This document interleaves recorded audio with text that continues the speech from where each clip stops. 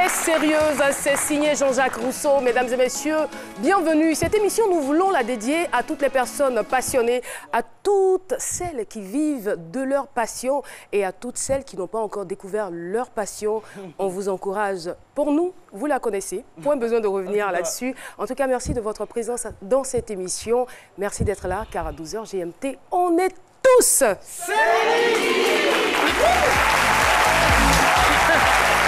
À 12h GMT, on est tous, c'est midi. Et l'équipe du mercredi est composée de notre Priscille, la dégameuse, que je vous demande d'applaudir très très fort. Docteur Philo. Et Jean-Michel Honneur. Ouais. Alors là, aujourd'hui, on parlera certes de coiffure, mais on parlera également de... Ma passion. Ma passion. C'est la meilleure. Voilà. Piéger les gens, c'est ma passion. Caroline, quelle voilà. passion. Vous avez une drôle de passion, oui, mademoiselle. Les gens, là où les gens sont trop sérieux, moi je viens pour dégamer, pour vous permettre de rire, de vous amuser. Et c'est à DC qu'on vous appelle Priscille, la dégameuse. Et cette semaine, nous étions au Fémuya. On a piégé Soprano et Rémi à la D. Ça devait être chaud, là. Aïe, ouais. Alors, rendez-vous donc dans quelques minutes. Merci beaucoup. Alors, aujourd'hui, c'est le jour du cinéma, plutôt de la littérature. Finalement, on confond tout, là. Oui, c'est vrai que j'entre dans de nouveaux rôles à partir du mercredi. C'est cela. J'aurai le plaisir, dans la suite de cette émission, de vous présenter une thématique traitée par un bel ouvrage qui est à la fois un travail, je dirais, artistique, au-delà de l'écriture, qui est une belle émotion et finalement un gros enrichissement pour tous ceux qui iront se procurer ce volume-là. Merci voilà. Jean-Michel. Alors, le contenu s'avère alléchant et je suis sûre que les dames qui nous regardent aujourd'hui seront très très heureuses parce que nous allons parler de l'art d'arranger les cheveux. Bah, c'est vrai que les garçons, les hommes se coiffent aussi, mais les femmes, la coiffure c'est un élément fondamental de beauté pour les femmes. Alors, je voudrais appeler une dame, elle s'appelle Adjoa. Adjoa la Blanche. Adjoa la Blanche, elle est européenne, mais on l'appelle quand même Adjoa la Blanche. Manon Parisi, c'est son nom. Elle est coiffeuse professionnelle. Merci de l'applaudir très, très fort.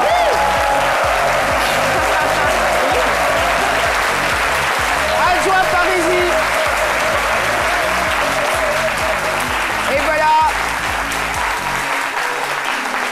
Jeune, belle et ambitieuse. Bienvenue sur le plateau de C'est Midi. Merci beaucoup. Le thème du jour, vous avez des doigts de fée, c'est ce que vous nous dites. Manon Parisi, j'ai des doigts de fée.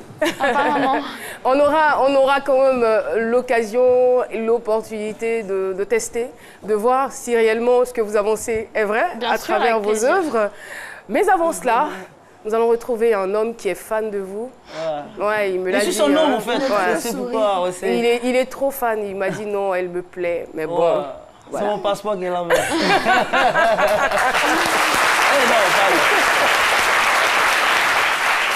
Docteur Philo, c'est parti.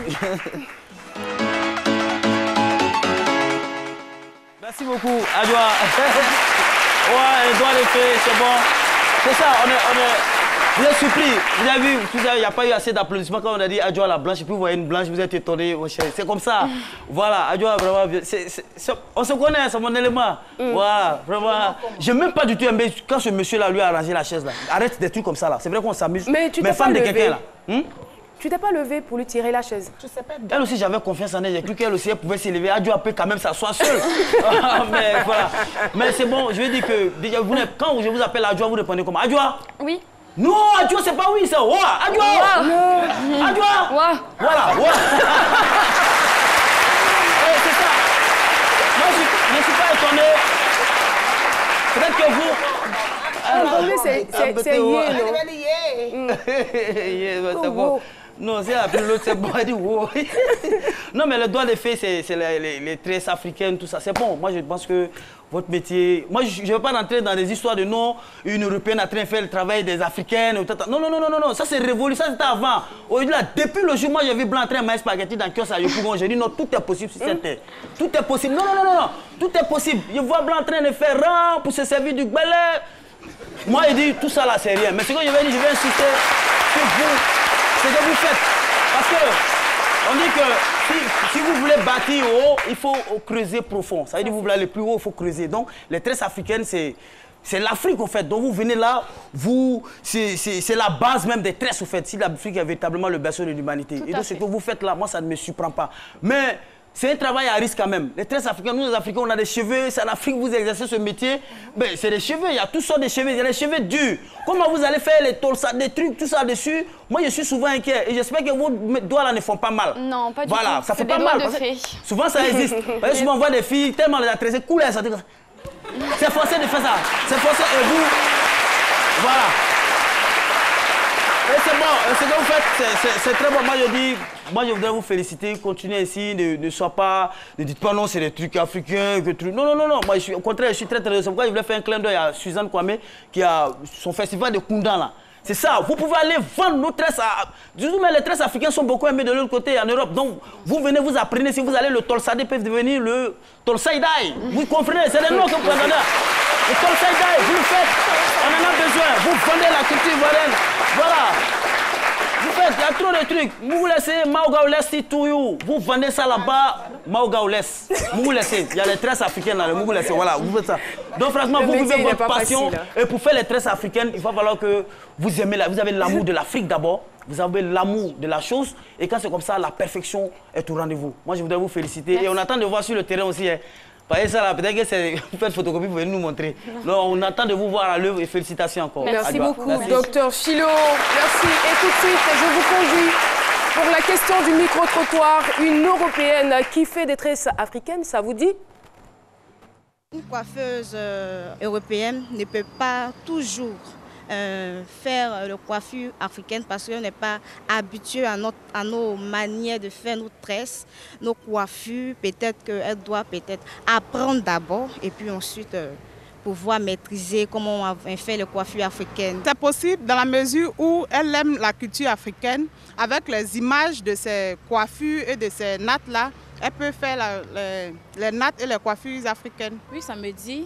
Dans la mesure où elle aime la coiffure africaine, il faut reconnaître que les femmes africaines coiffent très bien, que les tresses sont très jolies.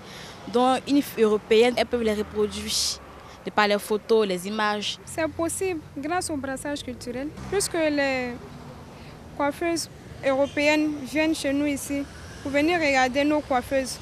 Elles veulent imiter, souvent même elles excellent plus que celles-ci. Donc c'est bien. Puis ça me dit dans la mesure où je pense bien qu'aujourd'hui, on parle de mondialisation et quand on parle de mondialisation, ça veut dire qu'il n'y a plus de barrière entre peut-être la culture. Alors donc, si une Européenne qui s'intéresse à la coiffure africaine, je pense que c'est une bonne chose. J'ai des doigts de fée, Dixie. Manon Parisi, il faut dire que la famille Parisi est installée en Côte d'Ivoire depuis maintenant 60 ans. Et c'est dans le chic quartier de Biétry que vous avez fait votre enfance, là où on vous appelait Adjoa la Blanche. Aujourd'hui, vous êtes une coiffeuse professionnelle et nous sommes bien tentés de connaître votre histoire. Comment est-ce que cette passion pour la coiffure est née ? Je me suis inspirée de mon oncle qui est un grand coiffeur reconnu à Bali en Indonésie. Et voilà, je l'accompagnais petite dans son salon, je le regardais coiffer des stars. Il était au départ ici, en Côte d'Ivoire? En France. En France, là où je suis allée me faire former. Voilà, donc j'étais vraiment admirative de son travail et j'ai voulu suivre sa route. C'était quoi la sphère de votre oncle? Est-ce qu'il faisait de la coiffure en direction des hommes ou des femmes? Plutôt des femmes, et plutôt dans l'événementiel. Maintenant, voilà, moi j'ai voulu rentrer plus dans la coiffure afro. Donc c'est comme ça qu'on s'est séparés. Et je veux dire, vous avez quand même été scolarisée. Bien sûr, bien sûr. Et après le brevet d'études, j'ai été scolarisée. Vous prenez donc une décision. Voilà, exactement. J'ai été scolarisée. Ensuite, je suis allée faire une alternance, donc CAP coiffure, BP coiffure. Et une fois que j'ai obtenu mes diplômes, j'ai décidé de revenir m'installer en Côte d'Ivoire pour mettre mon métier. Vos parents étaient-ils favorables à cette décision? Oui, ma mère m'a toujours poussée vers l'avant et m'a toujours dit de m'écouter, de suivre mes rêves. Et oui, il n'y a aucun de mes parents qui m'a mis un bâton dans la roue ou qui a essayé de me freiner.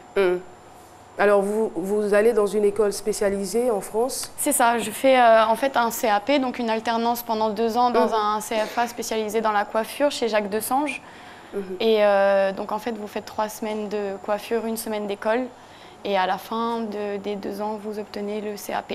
Et vous vous êtes spécialisée dans un style particulier? Je me suis spécialisée dans la couleur du cheveu, la couleur et la forme du cheveu, donc changer la couleur du cheveu sans l'abîmer, ce qui est très important. Également changer la texture, passer d'un cheveu bouclé à un cheveu lisse, d'un cheveu lisse à un cheveu bouclé, voilà, dans la chimie du cheveu. Coloriste. C'est ça. À ne pas confondre avec le colorisme. Parce qu'on a déjà traité ce sujet et beaucoup sont passés à côté. J'ai vu ça. Alors, dites-nous un peu, puisqu'aujourd'hui vous faites la coiffure africaine, les tresses africaines, moi je suis bien tentée de savoir comment est-ce que de la coiffure européenne, puisque vous êtes allé dans une école européenne, là-bas on ne vous apprenait pas les coiffures africaines. Comment est-ce que vous avez fait votre reconversion? Alors, quand je suis venue m'installer ici, j'ai eu la chance de travailler du coup avec un personnel compétent avec qui j'ai appris la coiffure européenne et en retour m'a formée sur la coiffure afro. Voilà, donc c'est comme ça que j'ai appris à traiter le cheveu afro. Et aujourd'hui, quand on met dans la balance coiffure européenne, coiffure afro, votre penchant, la balance penche vers quel côté? Je mixe les deux. Je mixe les deux, les couleurs européennes mixées dans un coiffage africain. Voilà. Et votre clientèle, on reviendra à vous tout à l'heure, votre clientèle africaine n'est-elle pas sceptique quand elle vous voit? Je veux dire, je veux faire des tresses africaines et puis on me fait genre c'est la blanche qui va te tresser.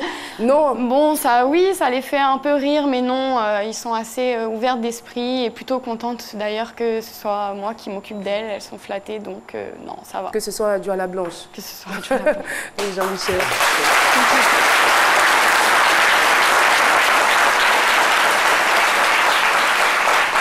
En tant que coiffeuse professionnelle et vu l'orientation que vous avez prise, quel regard de différenciation vous portez sur le cheveu africain ou encore la texture du cheveu africain comparé au cheveu européen? Alors moi j'aime le cheveu africain parce que beaucoup disent que c'est un cheveu qui est difficile à travailler, mais moi je trouve pas, je trouve que c'est un cheveu qui suit vraiment ce qu'on lui dit.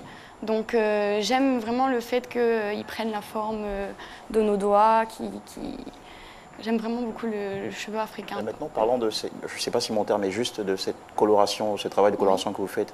Alors, quand on a un cheveu africain, est-ce qu'il y a vraiment besoin de le colorer? Est-ce qu'il y a des mesures à prendre? Alors oui, des choix à éviter? Besoin, c'est plus des envies du client, mais des mesures à prendre, oui, il y en a beaucoup plus qu'un cheveu européen, puisque le cheveu afro, c'est un cheveu qui est très sensibilisé, qui est plutôt sec de nature. Donc c'est un cheveu qu'on doit apprendre à traiter avec les bons produits qui ne sont pas nocifs pour éviter toute casse. Qu'est-ce qu'il faut éviter quand on a un cheveu africain? Est-ce qu'il y a des substances particulières qu'il faut éviter pour ne pas voir son cheveu se détruire? En fait, vraiment, pour pouvoir utiliser un produit chimique, il faut le maîtriser. Sans la maîtrise du produit chimique, il y aura des dégâts forcément.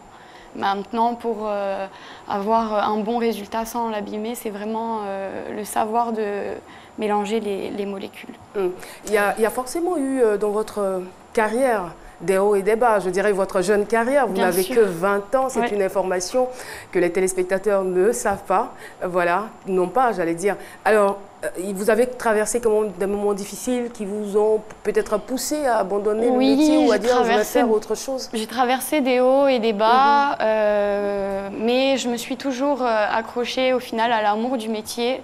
Et voilà, avec ça, on va vraiment, vraiment loin et on passe au-dessus. Les hauts et les bas dont vous parlez, c'est dans l'exercice du métier ou dans le quotidien?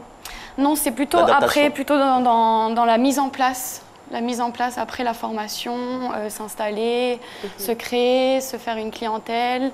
Voilà, ça a été plutôt ça. Alors Adjoa, moi je veux savoir, qu'est-ce qui fait votre particularité? Je veux dire, pour parler comme au quartier, tu es forte dans quel modèle? Dans quel modèle? Dans quel modèle? C'est-à-dire qu'on va chez Adjoa, on dit Adjoa, elle est forte. C'est quel modèle? Alors, je suis forte dans les tresses. Si vous venez chez moi, toutes sortes de tresses, il n'y a aucun problème. Aujourd'hui, d'ailleurs, je vais vous faire une démo de fausses nattes torsadées. Voilà. Et puis les tissages, les coupes et surtout les couleurs, que ce soit des couleurs sur cheveux synthétiques ou cheveux naturels. Voilà. Mais quand vous dites forte dans les tresses, je veux savoir, c'est vrai qu'on a nos sœurs ivoiriennes qui tressent ici au marché de Belleville, au Pougosi. Qu'est-ce qui fait votre particularité? Qu'est-ce qui fait que Adjoa dit qu'elle est professionnelle? Parce que moi, jeune homme, Adjoa, la blanche tresse, c'est ça qui fait ma particularité.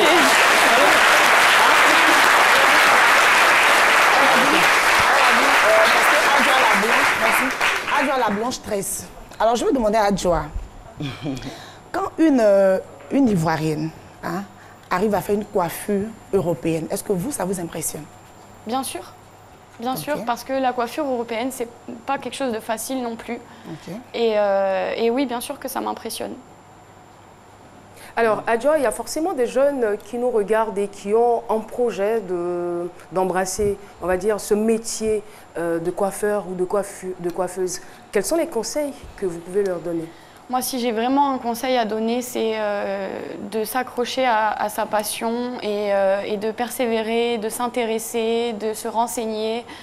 C'est pas les diplômes qui font, c'est surtout la curiosité et avant tout l'amour du métier. Une fois qu'on est passionné, on arrive vraiment à tout. Je veux dire, au-delà quand même de l'amour du métier, au-delà de la passion, il y a forcément des qualités requises pour Bien être sûr, un il bon faut coiffeur. déjà être rigoureux, il faut être vraiment, comment dire, forte de mental. C'est pas un métier qui est facile, on est toute la journée debout, avec les bras en l'air, à tirer. Également, on parle avec des clientes qui n'ont pas... les différentes humeurs à qui n'ont pas, gérer. qui n'ont pas une vie facile. Donc c'est vrai qu'on crée des liens et il faut vraiment savoir mettre une barrière et ne pas tout prendre à cœur. Voilà. Alors, parlons de la clientèle en tant qu'européenne. Comment vous êtes arrivé à construire votre stratégie marketing, c'est-à-dire persuader un marché qui n'est pas très habitué à vous? C'est-à-dire Comment est-ce que vous avez réussi à persuader à persuader des Ivoiriennes à venir se faire tresser chez vous? Ben, je leur ai simplement dit satisfaite ou remboursée. Voilà, donc...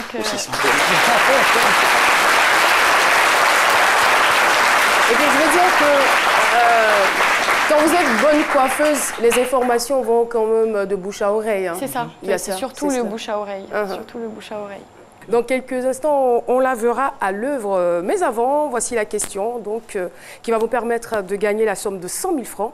Quel sage était hier sur le plateau de C'est Midi? Quel sage était hier sur le plateau de C'est Midi? Réponse A, le sage Sissoko.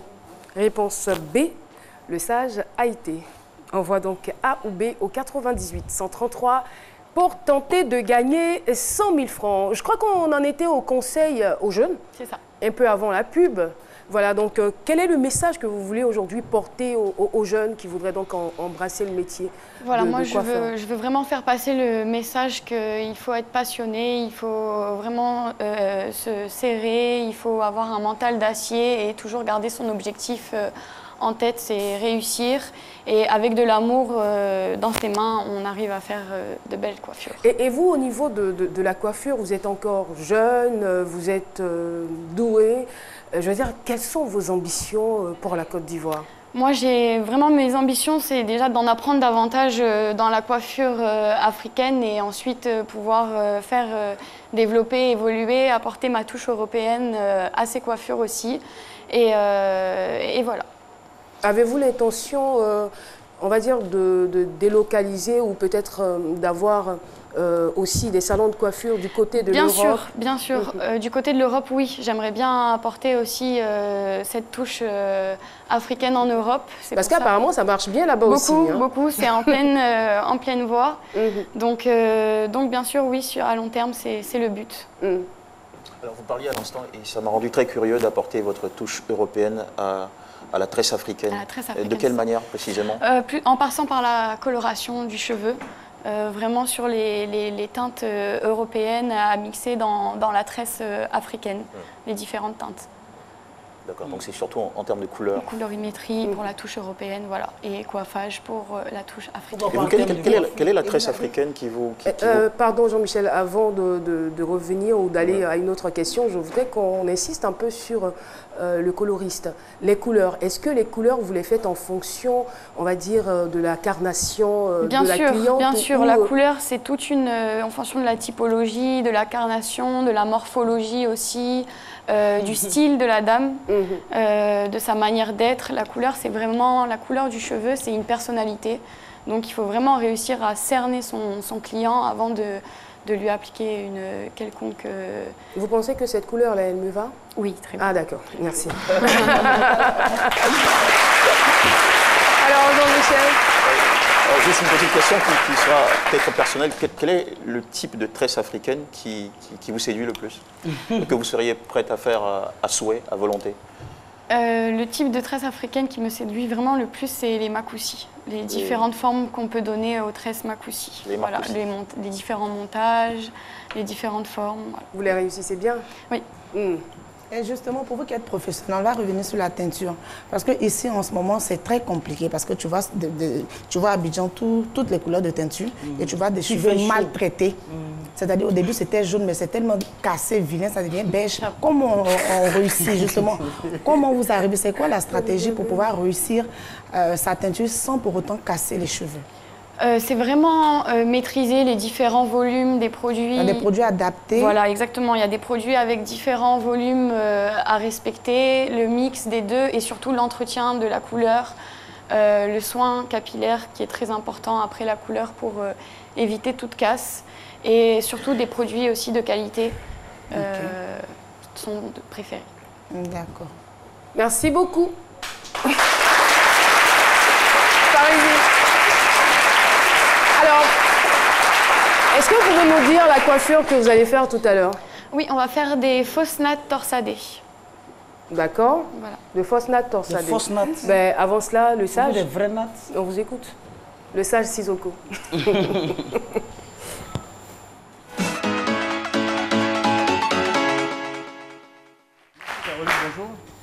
Bonjour Adjoa. Un petit peu. Non, non, répondez en baoulé. Dites après moi un petit peu. Voilà, merci beaucoup. Vous vous appelez Adjoa, c'est formidable, parce que c'est un nom qui vient du centre de la Côte d'Ivoire. Et elles sont nées les mardis. Vous savez tout ça? Oui, je sais. Merci beaucoup. Pour revenir à notre sujet, je vous reçois en tant qu'une personne talentueuse, pas en tant qu'européenne. Parce qu'aujourd'hui, nous sommes dans un monde globalement positif. Les cultures doivent se changer. Une blanche doit pouvoir coiffer une africaine doit pouvoir coiffer une européenne. Et dans nos traditions, nos valeurs africaines, la coiffure avait une place fondamentale. Vous aviez, si vous pouvez reconnaître, si une femme Peul se présente à vous, vous saurez que c'est une femme Peul. Les femmes à Caen sont reconnues par leur coiffure. Les femmes Wolof sont reconnues par leur coiffure. Les femmes malinké, les femmes burundaises, chaque peuple est reconnu à travers sa coiffure. Donc c'est quelque chose de très important dans nos cultures. Voilà, c'est quelque chose de très important dans notre culture. Nos chefs traditionnels, nos dévanciers exigeaient ce côté-là. Ça les tenait beaucoup à cœur. Donc félicitations pour ce que vous faites. Merci. Ça nous va droit au cœur. Merci beaucoup. Merci beaucoup. Et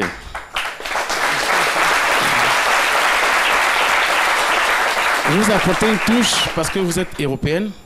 Vous êtes là aussi avec vos sœurs africaines. Vous êtes en train de moderniser ça. C'est ça. Parce que la coiffure la coiffure à Caen peut être modernisée. Tout à fait. Vous parlez tout à l'heure de votre spécialité. La tresse, elle a dit ça tout à l'heure là. Ouais, torsadée ou voilà. Hein? Vous modernisez ça, je crois, Marcoussi, voilà, justement, c'est vrai que la tresse Marcoussi. Donc, améliorer ça pour que, n'est-ce pas, nos sœurs puissent aller dans votre école, faire quelque chose de bien. Merci beaucoup, Avec Adjoa. plaisir, merci. Merci. Merci beaucoup, le sage Sissoko. Merci encore à vous. Et voilà, merci pour le message que vous nous avez donné, être guidé par sa passion. Mais en même temps, dans la passion, il y a aussi des difficultés. Il y a de la souffrance dans la passion, mais il faut pouvoir braver toutes ces souffrances et tous ces obstacles qui se dressent devant nous. Alors, trêve de commentaires, on vous invite dans votre salon de coiffure par ici. Voilà, merci de l'encourager. Eh bien, nous allons poursuivre cette émission et retrouver tout de suite Jean-Michel Honin pour CNeT Littérature. C'est parti.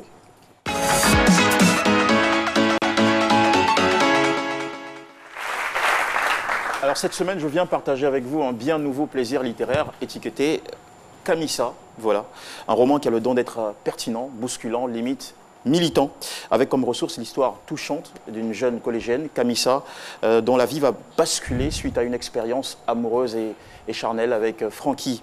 C'est un roman qui nous saisit par la puissance du dramatique.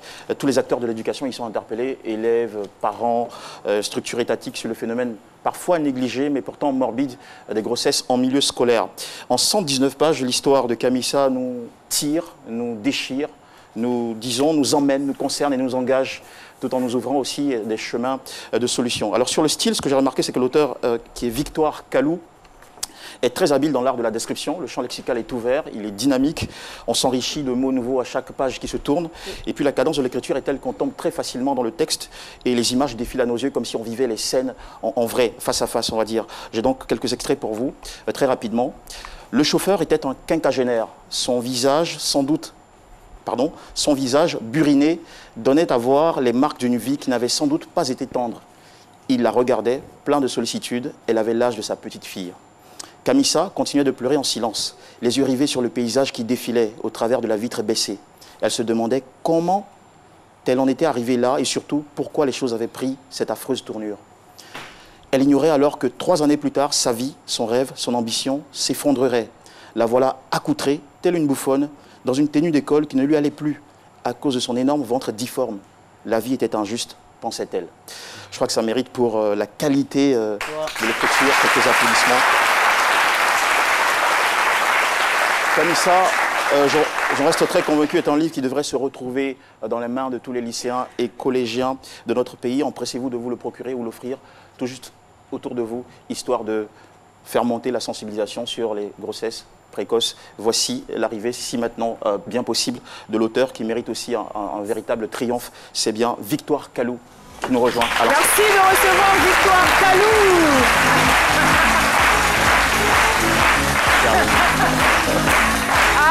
Je vous tire le siège. Elle n'a pas échappé à la télévision.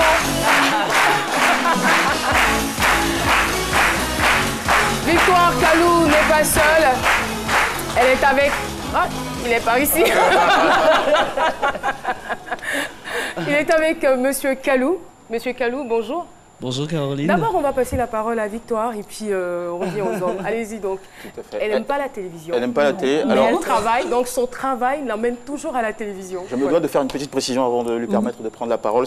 Victoire Kalou est titulaire d'une maîtrise appliquée en criminologie obtenue à l'université Félix Houphouët-Boigny d'Abidjan. Ça remonte à 2004. On vous doit aussi l'écriture du scénario de 2 films à succès. Et si Dieu n'existait pas 1, oui. Et aussi le volume 2. Voilà qu'on a été très nombreux à courir pour voir en salle. Merci encore et bravo pour votre incroyable talent. Merci à vous.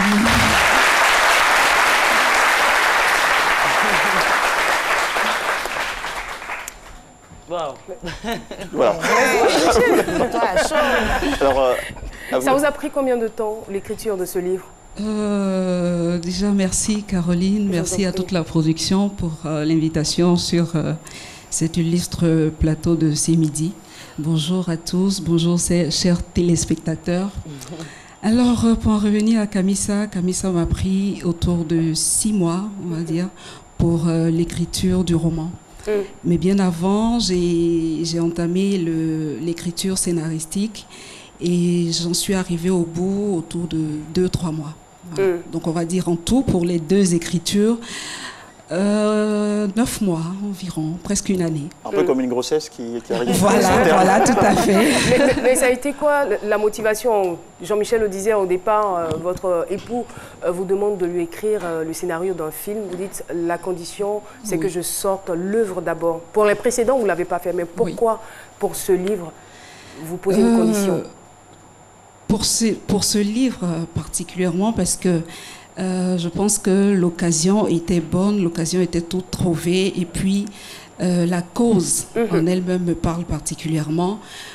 Principalement parce que je suis une femme et quand on sait que c'est les jeunes filles qui payent le plus lourd tribut à ce phénomène, je me dis il faut y aller. Et deuxièmement parce que je suis une mère, j'ai une fille, donc je me dis voilà l'occasion de protéger ma fille.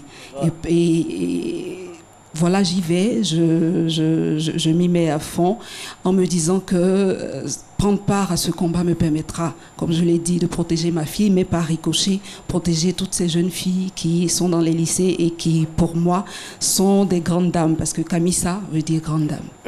Alors, si vous n'avez pas eu la possibilité ou si vous n'avez pas encore l'occasion de lire cette œuvre, ce que je vous souhaite vivement, alors vous aurez l'opportunité de voir le film, un film qui vous parlera, un film qui change déjà les mentalités des jeunes filles. Et Guy Kalou ne dira pas le contraire. Oui, je ne dirais pas le contraire. La démarche est un peu comme Vicky l'a dit, c'est de pouvoir apporter notre petit grain de sel à cette lutte qui s'est fait déjà, je pense, assez bien par le ministère de l'Éducation nationale avec le lancement du programme Zéro grossesse en milieu scolaire depuis février 2014. Vous savez, il y a eu 7 axes stratégiques qui ont été adoptés dans ce programme et le 3e axe, justement, parlait de sensibiliser à travers l'art et la culture. Nous avons donc trouvé là l'occasion de pouvoir nous mettre dans la lutte, ce que je pense qui est incontournable pour des parents parce qu'aujourd'hui, il faut reconnaître les grossesses en milieu scolaire tuent à petit feu nos jeunes dames en devenir, nos grandes dames dans notre société. Voilà. Et moi, je suis encore plus séduite par cette campagne de proximité. C'est-à-dire que vous allez dans les lycées, vous allez rencontrer des jeunes filles et on voit qu'elles sont vraiment folles de vous. C'est quoi? C'est une stratégie, c'est une façon de les faire rêver afin de leur parler, de créer une certaine ouverture. C'est quoi? Alors, c'est plutôt l'inverse, Caroline, parce que l'idée vient de nous mettre dans cette lutte parce que justement, ces jeunes dames nous ont donné tout l'amour depuis 2013. Moi, je le dis, ce sont elles. Le capital sympathie dont moi je bénéficie aujourd'hui en Côte d'Ivoire, je pense que c'est 70% cette frange de la population. À un moment donné, il naît quelque chose en vous et vous avez envie de leur faire le retour de l'ascenseur et nous avons peut-être, Dieu merci, trouvé l'occasion de leur faire le retour de l'ascenseur en essayant de les protéger. Ce n'est donc pas l'envie d'aller leur faire plaisir juste, mais je pense que quand on fait un film sur les grossesses en milieu scolaire, on ne peut pas aller en parler ailleurs que dans les lycées, mais surtout qu'à partir des lycées, on puisse toucher les parents parce qu'à la réalité, c'est une lutte qui se doit être collective. Je sais que vous parlez aussi aux enseignants parce qu'il faut aller parler aux jeunes filles, mais c'est pourquoi vous dites que le ministère doit faire son travail au niveau de les grossesses en milieu scolaire. Non, mais c'est pertinent ce qu'il dit. Oui, bien sûr. En milieu scolaire. Donc, mais il n'y a pas que... Il n'y a pas que les enseignants qui sont enceintes, hein. Les enfants s'enceintent entre eux aussi. Caroline, Philo, tu me donnes une très belle occasion parce que, si vous voulez, l'une des raisons fondamentales qui nous a emmenés à nous engager, c'est parce que nous nous sommes rendus compte en fait que le phénomène est méconnu. Quand on dit grossesse en milieu scolaire, tout le monde pense que la fille tombe enceinte dans l'école et que l'école est la seule responsable de la grossesse de la fille. C'est archi faux. Allez-y sur les chiffres peut-être de 2014. Sur 100% de ceux qui enceintent les filles, il n'y a que 4% dans les écoles. 4% des paternels qu'on trouve dans les écoles. Les 96% sont où? Entre la maison et l'école. Donc c'est la société qui est en grande partie responsable.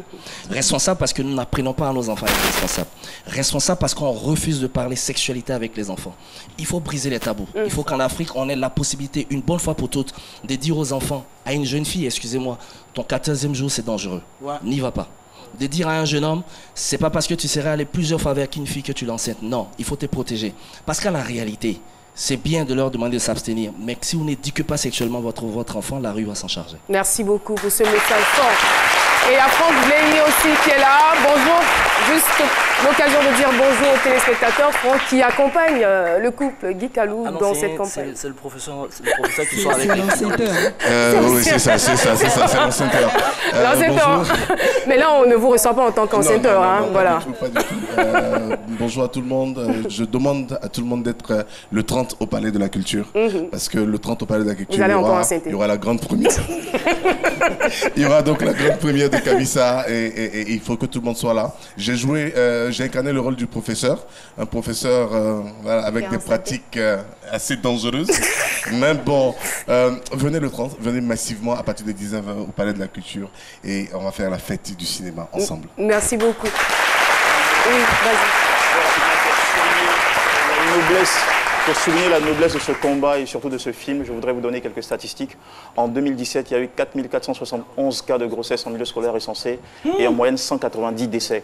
Donc suivre ce film-là, c'est une façon pour nous aussi de prendre position et d'encourager au recul de ce phénomène. Voilà, merci. Merci beaucoup. Très rapidement, on va voir l'actrice principale.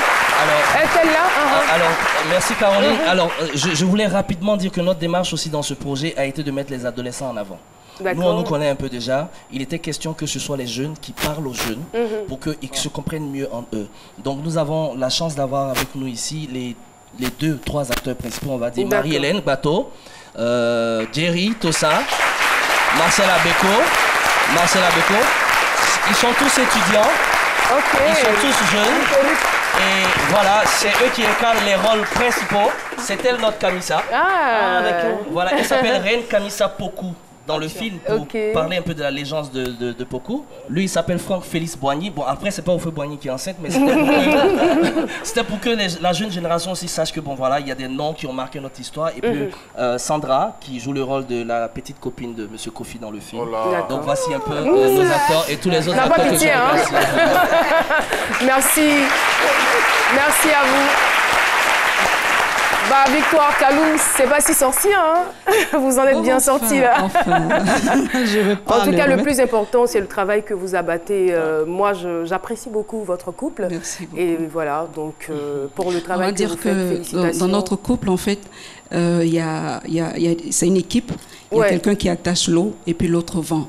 Donc, celui qui attache l'eau n'a pas besoin de venir à la télé. Il reste à la maison, lui, il vient vendre. C'est bien imagé là. Merci infiniment et à très bientôt. Merci, on les applaudit très fort. Et voilà, et si on partait pour la chronique de notre Priscille la dégameuse avant de recevoir un autre invité surprise, ça vous dit? Bah on y va.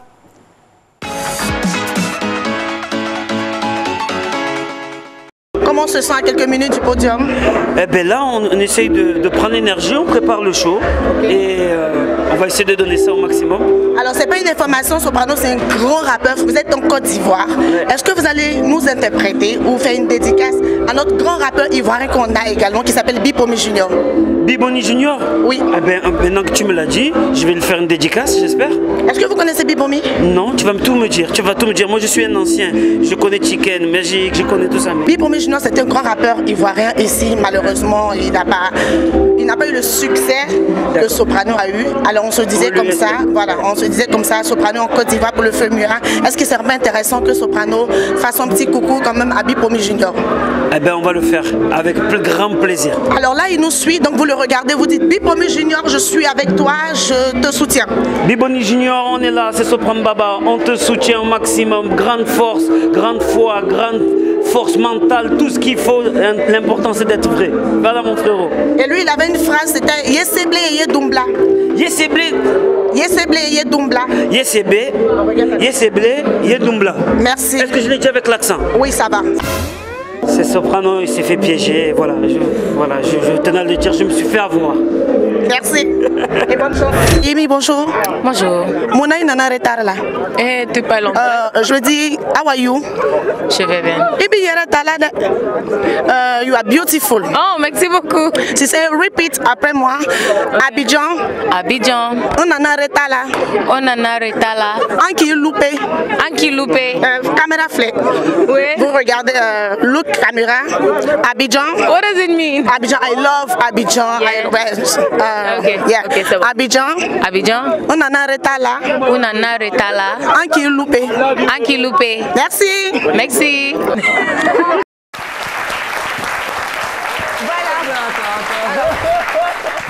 Voilà. Pourquoi vous faites ça à Yemi, pardon? Non, il fallait que je le fasse. Yemi nous a trop fait attendre.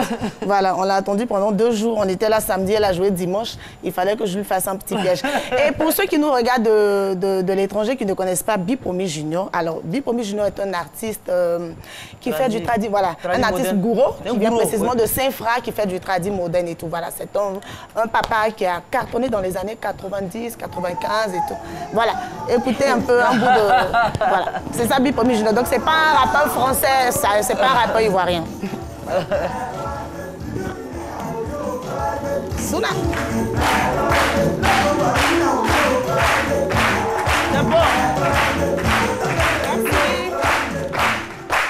Merci beaucoup, Prissy, la dégameuse. Et si on s'arrêtait un temps soit peu pour saluer notre public, eh bien, dans ce studio avec nous, le groupe scolaire Koanis Mavro de Yopougon. Basé donc à la cité CIE, Carrefour Canal, eh bien, l'Institut national de formation sociale, dont le responsable est Kassi Koua Hervé,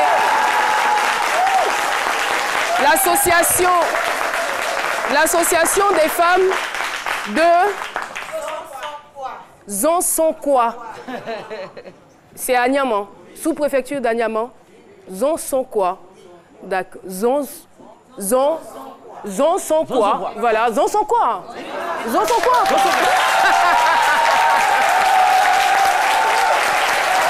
Merci en tout cas de votre présence. On a du beau monde dans ce studio et on a même refusé du monde. En tout cas, toutes nos excuses. Ça se passe comme ça des fois ici à ces midis.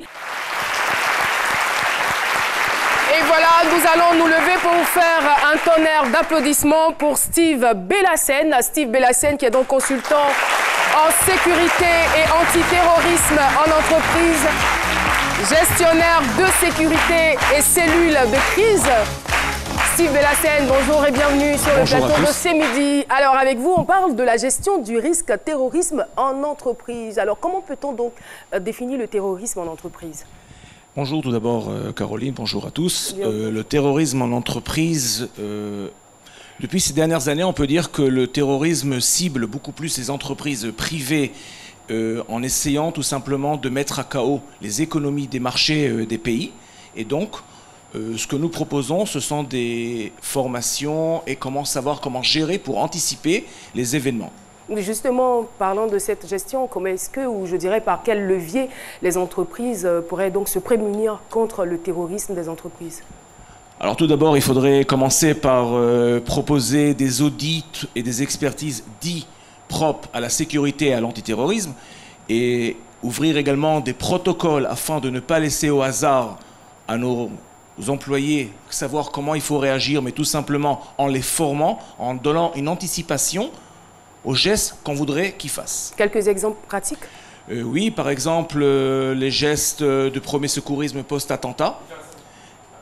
Également, les risques de menaces d'attentats en entreprise.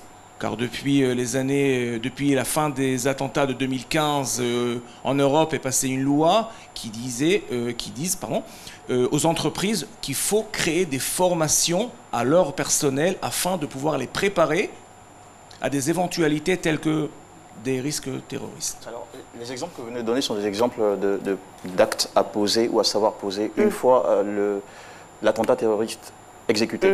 Alors, comment l'entreprise peut-elle se prémunir, sachant que les entreprises n'ont pas vocation à s'outiller contre le terrorisme, parce que ça demande un certain budget, un type, je ne dirais pas d'armes forcément, mais de ressources assez lourdes. Donc, comment anticiper pour une entreprise afin d'éviter de se faire frapper par des terroristes? Vous l'avez bien dit, il faut tout d'abord commencer à comprendre qu'il y a actuellement des menaces qui existent et plus en plus tout à fait, anticiper. C'est un constat. C'est un constat. Mais comment anticiper pour ne pas se faire surprendre par ces violences terroristes? On est surpris en général lorsqu'on ne sait pas qu'il peut se passer un danger tel que... Mais à partir du moment où la personne a pris conscience et a pris connaissance qu'il est possible d'avoir de tels actes, maintenant à lui de réagir. Maintenant aux sociétés, il faut commencer à prévenir ce qui va se passer. Vous savez, les attentats, on a tendance, lorsque ça arrive, et là on pleure, pourquoi on ne s'est pas préparé? Des fois, lorsque le train a commencé la route et qu'il a quitté la gare, c'est un peu difficile de l'arrêter.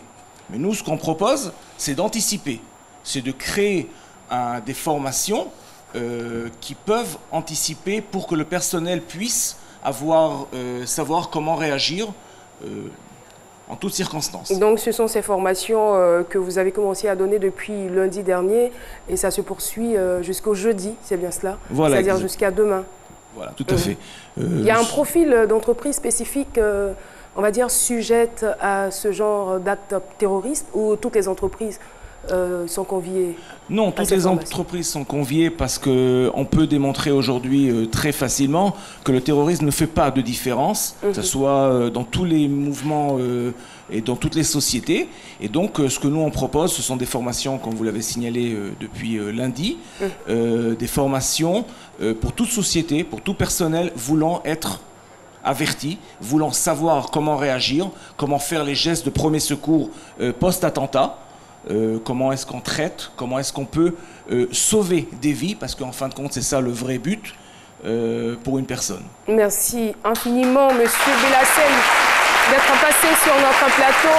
Ceci va donc marquer la fin de cette émission, mais nous n'allons pas partir sans voir notre coiffeuse. Parisie, ça va? Ça se passe bien? Très bien. Est-ce qu'on peut avoir déjà un bref aperçu de ce que vous avez fait? C'est pas encore terminé, hein? Vous n'avez pas suffisamment de temps pour terminer la coiffure? Pas encore. Bah, rendez-vous tout simplement dans votre institut de beauté. Voilà. Merci beaucoup à vous d'être venus sur notre plateau. Merci à vous très chers téléspectateurs de nous avoir suivis et ce chaleureux public d'avoir été avec nous tout le long de cette émission. Eh bien, on se donne rendez-vous demain à partir de 12h pour un autre C'est Midi. D'ici là, restez sur RTI1, c'est la chaîne qui rassemble. Au revoir.